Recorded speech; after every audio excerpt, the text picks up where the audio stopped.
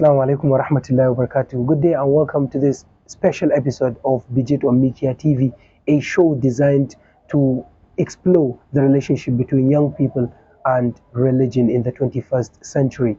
I'm your host, Umar Isa Dandago. My guest today is Sadiya Abdullahi Shuaibu, popularly known as Sadiya Bichi. She's a young woman who has got the opportunity of completing her first degree in Cyprus, in the Turkish Republic of Northern Cyprus, where she studied media and journalism. She is right here with me in the studio to talk to us about the relationship between young people, the young Cypriots, with the religion, and also how religious or otherwise our people are when they get the opportunity of studying there. Well, Sadiya Bichi, it's a pleasure to have you on the show. Thank you very much for coming. Assalamu alaikum warahmatullah. Thank you for having me, Umar. Thank you so much. Definitely, I know you have a very tight schedule, and still you managed to squeeze us in and be here with us in the studio. It's really a pleasure to be here. Definitely. Well, let's kick off. But before then, I think I need to inform my viewers that Sadiya was once a classmate of mine. We started BUK in 2019. We spent the first year and a few weeks before the COVID, that was in 2020. Immediately after the COVID, she informed us that, well, she flew miles away from Africa to the island of Cyprus, where she was to continue her education, to complete it there. And in fact, one irony is that we started university together. Well, but you finished way before us. And I'm already serving. Definitely, you're doing your NYC service right now in one of the northern Nigerian states. How do you feel now, being a graduate, doing service? How fun is it? To be honest, being a graduate has this feeling that comes with you're on your own. Yeah. Independent feeling. Yeah, come on. Because everyone would think that, okay, you are now matured enough to take responsibilities. To the extent that, okay, when you are serving your country, currently you'll be sent to one state or the other, right? To camp, and then after that you might relocate to another city. So I am basically in a situation whereby right now I just do things by myself. Okay. I used to be that kind of a person that, okay, rely on my parents and my siblings to do everything, but like, I can say that right now, I'm just being on my own. Oh my God. They just let me do everything by myself. So now I know I'm kind of proud of myself. Yes, I know how close you are to your father. You always talk about your father. On your phone, it's his picture that is, glowing and gleaming. Yeah, of course. How do you feel? Do you feel like you're missing him when you happen to be far away from Kano State doing your service? I do. I like miss my dad every single day when I come back from work. Wow. Because I'm that kind of person that every day when I come back from work, I want to talk to him. Yes. Like when I was in school far away from, I used to call him. I was like, Abba, this and this happened. Yeah. So now I really want to call him and tell him, oh, this and this happened. You know, this and this happened. I want to sit down with him, chat, eat together. But then, okay, I am far away from him. I just have the opportunity. Alhamdulillah, phone call, it's here for us, and then just call him and say, Abba, something happened at office today. Do you know who I saw? Wow. And something like that. So let's move now to Cyprus. When you were in Cyprus, the very first time you went there, and you just woke up in the morning, you didn't see your dad, you didn't see your mom. In the evening, late in the evening, at night, you go back to your house to sleep, and then there's no dad, there's no mom, no siblings. Did you cry? To be honest, I went to Cyprus during COVID, right? Yes. My father escorted me. Yeah. He didn't let anyone take me there. Yeah. He took me there himself. Yeah. So the day that he was leaving, they called me because we were in quarantine. Yes, definitely, yeah. They called me and they were like, my father is leaving. I need to come and say a goodbye to him. And when I came, I saw him like he was really living. And I was like, Sadiya, it's not a joke. You have entered one chance. I was like, Abba, are you really living? He said, yes. I want you to study well. Yeah. If I am permitted to speak Hausa, he said, ki karatinki, ki abin da ya kawo ki. And I said, to Abba kai mun addu'a. ya ɗauka hannun shi haka ya ɗora a kaina. He said, Allah ya miki albarka, Allah ya miki albarka, Allah ya miki albarka. At that instant, I felt like I can fight the whole world. Oh my God. I felt like no one is just going to be an obstacle on my way. Definitely. So I felt strong, though I missed him really, really much. I thought the moment he stepped out. I was thinking like that moment could be the most emotional moment of your life. It was. He didn't cry, but I could see the tears in his eyes. Oh my God. And we were actually quarantined in a hotel. The hotel workers were there with us. Some of the ladies actually shed tears because it was kind of emotional. Yeah. Did you cry? That's what I want. I cried. That's what I want you to say. I cried. I cried tears. Like Abba is really living without me. Yeah. It was really emotional. That's great. It's now that I actually get the opportunity to actually be strong. But whenever I remember those moments back then, I used to. Oh my God! No, now you're back. You see him. You talk to him, and so let's now talk about Cyprus. Why did you choose Cyprus? Why not Egypt? Why not Sudan? Why not Turkey? Why not even the Western countries like the US, Switzerland, the UK, and so on and so forth? Why Cyprus? I can say that my dad has always wanted us to actually be in a kind of religious environment. Okay. So I wanted to go to Egypt. Okay. But then unfortunately at that time they finished national their admission. So I went to a Turkish site to check for a school. Unfortunately there were not actually universities that offer new media and journalism in English, only in Turkish. And I couldn't wait to spend 2 years to learn the language before digging into my course. So as I was scrolling, I saw Eastern Mediterranean University in Cyprus. One of the best universities in Cyprus. And my brothers were like, okay, you can go ahead since it's actually around the vicinity of Turkey. Definitely. And then it has to do with it's kind of Islamic-based country. Definitely. So, of course, politically speaking, Cyprus is under the control of Turkey. There's a lot of Turkish influence there, even though there's a little bit of debate in terms of influence, the sphere of influence of Turkey on the island. Yes, definitely. The kind of influence of Turkey, religious, political, and so on and so forth, has a base there in Cyprus. So do you see a lot of Islam practiced in Cyprus? Yeah, there are a lot of Islam practiced in Cyprus. Yes, there is a lot of Islam practice in Cyprus, but then we are in the 21st century, as you said in the beginning of the show. Yeah. So one thing or the other is not right, Okay. Both amongst the Cypriots and our Nigerian people who actually go there to study in one way or the other. We are kind of slacking in some parts, like covering our hair, praying on time, fasting, and other religious practice. Okay, we will dive deeply into that later in the course of the program, because there are so many things that we hear about the people there of Turkey, Cyprus, and other countries like that who are said to be less religious than they should be. Whether or not that is true, I will ask you later. But for now, still we are in the introductory part. Did you know much about Cyprus before you got the admissions to study? No. So you went there blindly? Actually, I have a friend there. Okay. And also a distant relative who went there before me. So I knew nothing about Cyprus when I went there.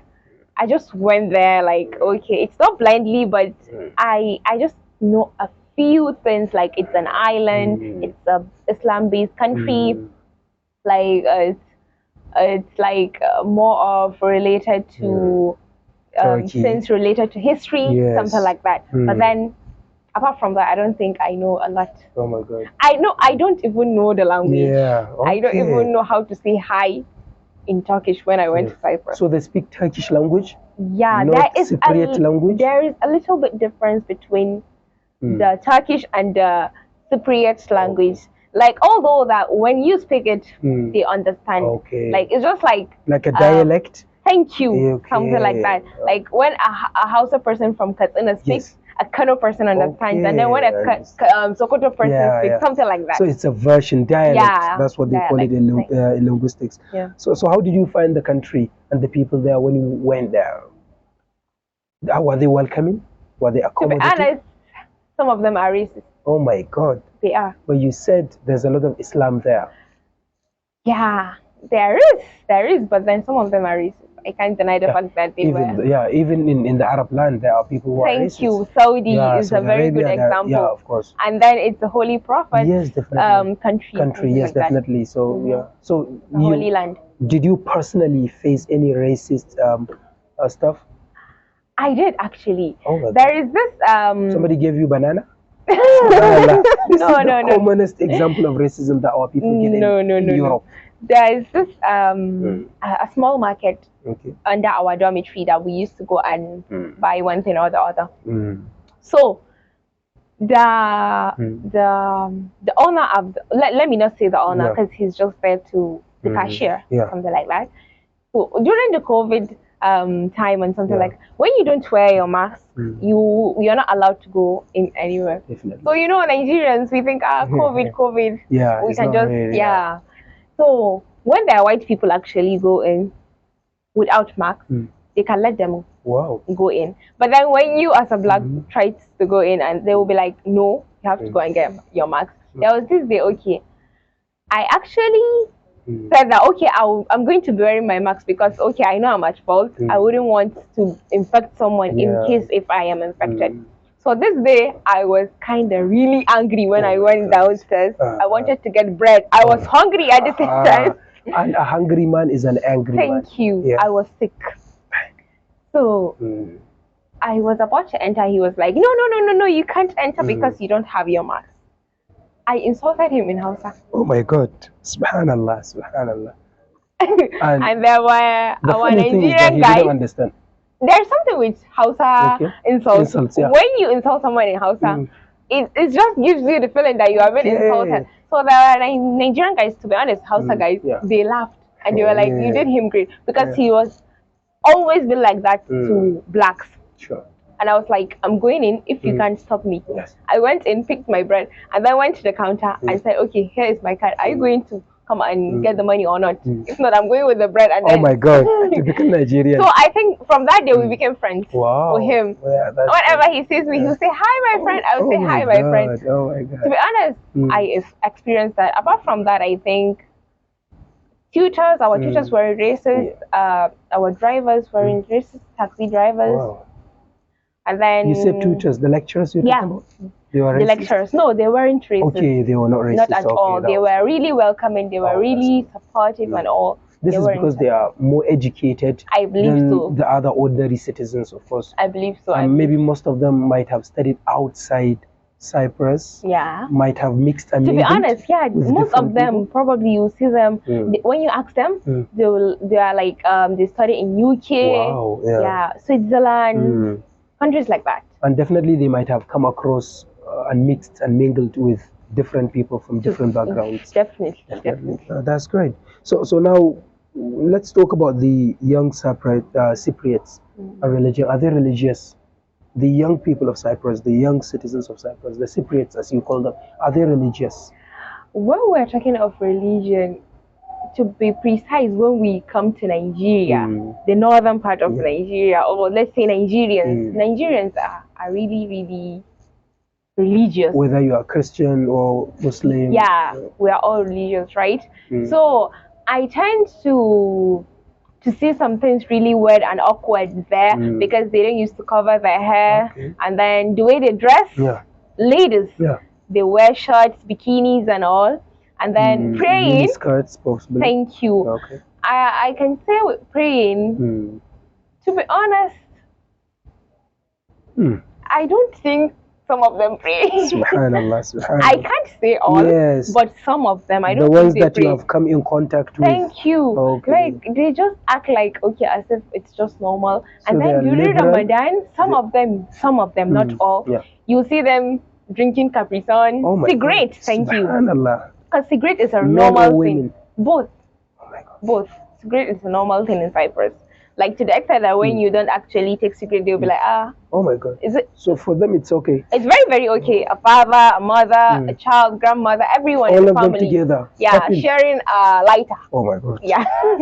That's crazy. It's very normal. Yeah, okay. So during Ramadan, someone smoking cigarettes, definitely you're not fasting. Yeah. Someone drinking water. Are you fasting? No. To the extent that I have I have an experience with one taxi man that I actually hopped into his taxi, and when I hopped in the taxi, I asked him, bro, are you fasting? He said, me no fast today. Me tired, tomorrow I fast. That's how they speak the English, because some of them can't speak English, so they just do it in a bit that you understand. I was like, oh bro, you know fast today? He said, yes. Tomorrow fast, today tired. Oh my God. I was like, okay, so you have the opportunity to actually take some rest. So which kind of religion is this? It's definitely not in our Quran, because we are actually meant to fast for the 30 days straight, except if you're sick or something like that, right? Definitely. So something like that. There's something that you said which caught my attention. You said that you will see young women with shorts, bikinis, mini skirts. Yeah. Is that how they pray? For example, for those of them that pray, no, when they get into the mosque, what do? They wear wear something like covering, to be honest, because like their masjid has this hijabi, the jalbabs. Yeah, they do have it, so they will cover up to pray. Yeah, they do. When they finish, they take it off. Inshallah. Oh my God. They take it off and then go around and then so it would be hard for you to find a young Cypriot who can recite the Holy Quran from cover to cover, let alone memorizing it. I don't know. You have never seen one?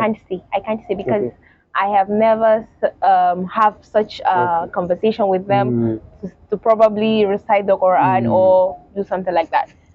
I can't see it when it comes to that. What about our young people when they travel there? First of all, like you, when you discover that you are miles away from Africa, miles away from home, you're on your own, you have this feeling of freedom, you're a free girl. What happened to you? Did you just say like, all right, I'm going to dress the way I want. I'm going to go out without veil, without headscarf. I'm going to go out without hijab. Did you do that? Did you feel that? And did you act that way? To be honest, I have this sense of feeling that if I cannot do something in front of my mom and my dad, then I will not do it behind their back. And also, like, they have tried their best to raise a disciplined girl, so why cheat them? And apart from them, like, let's not even talk about my parents. Let's talk about me on my own. Like, is this really good? Am I really allowed to dress that way in my religion? Yeah, that's the first thought. Allah. That's the first thought. Okay, will Allah be happy with me if I do this? Then I think of my prophet, and then my Quran. Did it say that? Did it say this? Then my parents. Can I actually go out this way in front of Abba? If no, then I'm not gonna wear that. If yes, then I am really allowed to do that. And then what will my kids think of me when they see my pictures? Oh, mommy was a chick. Oh my God. Oh my God. We're in the age of technology and social media. Thank you. When you go out that way, pictures must be taken. Pictures must be posted on Instagram, Facebook, and so on. Probably you actually snapped the picture yourself and then kept it for memory, and then they will be like, So when they actually dress anyhow and you try to, this is not the right way, they'll be like, mommy, I saw your picture in without 2022. Thank you. They would say that. Yeah, thank you. And I wouldn't have the guts to say, okay, you're not supposed to do this and do that. So I try to actually be myself, not because of my parents, but because of my religion. And then me, I actually feel really strong and courageous when I cover up, and then when I actually feel like I can present myself to whosoever. And then I feel like you are addressed the way you dress. Definitely. A person cannot actually just come and address me the way he likes, because I dress modest. Yeah, definitely. When I dress anyhow, you can come and talk to me anyhow, and I will definitely take that. But when I'm modest, you can't talk to me anyhow, because I'm going to give you exactly what you asked for. So there is a power in modest dressing. There is. You actually get that respect from people. They respect you. Let me give you a short story, Umar. I actually got let's say a discount from from a delivery man because of my hijabi. Excellent. I used to wear hijabi every time in school. They used to call me Major Hijabi. Oh, wow. Because the hijabi used to actually flow that. Oh, excellent. So I wore the hijabi to go and get my food from a delivery man, and I didn't have 5TL with me. I said, okay, let me go to my room and get it from my room to you. He was like, no, because of your dress. I like your hijabi. Oh my God, mashallah. He smiled and he was like, you look beautiful. Wow. Choguzel. I was like, thank you. I got that. Means? Yeah, beautiful. Oh, yeah, very beautiful. That's in their language. So, yeah, in their language. So I was like, thank you so much. I got that because of my hijabi, because the way I dress. And I really feel proud of myself. Apart from the 5TL discount, you got special respect. Thank you from him. Okay. And then there is this thing, when you actually dress modestly, they don't try to shake hands with you. Yeah, definitely. And then they don't try to actually treat you anyhow because you are being dressed in a decent or modest manner. So what kind of backlash, backlash, challenges, criticisms did you get from your peers, especially those from Nigeria, who could not appear the way you did? None. They didn't say that, oh, you're not wise, you're not sagacious. No, to be honest. So they also respected you for that? Yeah, they did, to be honest. Especially the guys. Okay. They always like, that's why I tell you, they used to call me with Major Hijabi. Because they used to call my cousin and say, Munga kanwarka Major Hijabi. Because I usually wear that hijabi. That red. Or abaya whenever I'm going out. Yeah. So I didn't face So what about our students who were studying there with you? Did they maintain the religious code of dress? Some did, to be honest. Let me say majority. Okay. Majority did. Our people prayed, they fasted, some. Okay. But some, I can say, they let the whole thing slide. Oh my God. They go out without scarves and veils sometimes. Some braid their hair with this attachment of a thing. Wow. Yeah, some just dress anyhow. What about drug abuse and alcoholism and going to nightclubs? Was it common for our young people? Very common. Really? Very common, like, Did you see with your naked eyes some of them? Drugs. Yeah. They abuse drugs society. Like. So, what about going to nightclubs, for example? Actually, going to nightclubs in Cyprus is normal. Oh, really? Yeah. It's common. It's more like, is it nightclubs or just parties? Oh my God, yeah. So it's common in Cyprus to go to nightclubs. Yeah. And that's why our people also, you go there? Not all, to be honest. But then it's more like a party stuff. Okay. So they will just go and dance. But you know that a lot of un-Islamic stuff happened there. Yeah, they do. To be honest, the alcohol, the dancing stuff. You see? Yeah. Mixing and mingle with women who are not your muharram. Finally, what lessons have you learned from Cyprus that you think maybe are worth learning from? I learned a lot. I learned that you can be a representative of your home, despite the fact that you are not from your home, you're not home. Yeah. And then I learned that you can actually be someone that takes the humble background of your family to somewhere, and then you can actually make people think that your parents failed to bring you to actually give you a good moral background, even though if they try to do that. Because if you actually let go of that and then start to behave somehow, people will think that your parents are at fault, right? Definitely. So, and then you can actually be far away from home, but then be that person that you are, even when you are in home. You're right. So, like, I just want people to understand that being far away from home doesn't mean that you can do whatsoever you like, do things accordingly, because you are a representative of your family and your home, your country and your background. One question: should parents send their daughters abroad to study? Yes or no? If they trust them, and if they actually think that they have the qualities. Yes. Because my father sent me and here I am. Because he trusted you. Yeah, and I'm proud of him. Definitely. And I tried as much as possible to uphold that dignity of his and never disappoint him. What can you say about this show? I really enjoyed Oh it, my Umar. God, I yeah. really enjoyed it, and really, it's really a nice show, and I think it's going somewhere far that Yeah. we won't even think that it's going. And inshallah, it's just a start. Yeah. Stay tuned, and inshallah, we're coming back with more and more and more. Thank you Be very with much. Umar. Thank you very much indeed, Sadiya Thank you. Bichi, for honoring my invitation I really despite appreciate your it. heavy schedule. And I wish you all the best with your Thank service, with everything that you have. Thank You so are much. planning on doing. I know you have a lot of plans to do. We're not going to reveal them to the audiences. They will just see boom, inshallah. Inshallah. I wish Thank you you so all the much. best, and I hope one day you will also invite me or one of your Inshallah, shows inshallah, very soon. to talk, inshallah. Inshallah. So on behalf of everyone that has contributed to the production of the show, my name is Umar Isa and go with my terrible voice, but I'll be back next, inshallah, with a very beautiful one. Thank you very much. I see you soon. Thank Bye you, bye. Umar.